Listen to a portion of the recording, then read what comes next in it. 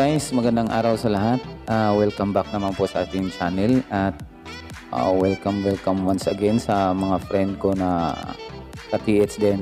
So ang video ito guys ay pinapakita ko sa inyo na ang galing ito ng ating ka-TH din na nagpatulong sa atin kung paano ito i-identify itong mga nakuha nila guys na mga items na nasa ilalim po ng tunnel, kuweba.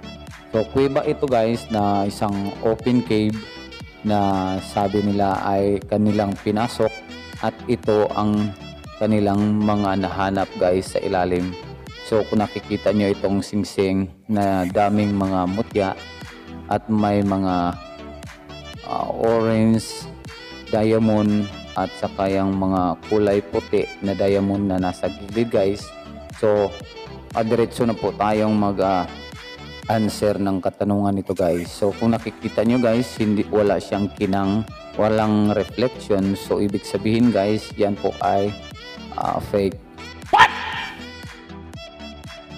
Yan lang po guys ang ginagawang yan yung mga uri ng mga low grade na mineral na ginagawa pong parang diamond, mga opal ganon. So yan po ang mga ordinary mineral, kaya ho wala siyang kinang.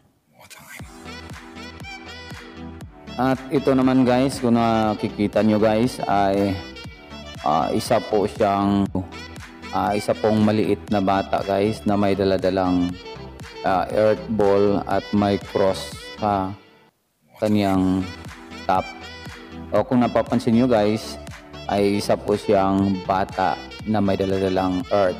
So kung napapansin nyo na hubot-hubad siya at wala siyang saplot pang ibaba, so sa akin pong tingin guys ay isa siyang pang anting-anting.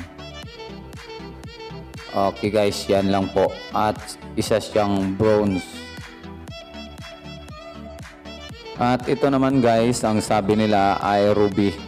Ruby daw. Pero hindi ito ruby guys, hindi ito ang tunay na ruby. Kasi po wala siyang kinang at saka ang kanyang texture ay parang ordinary minerals.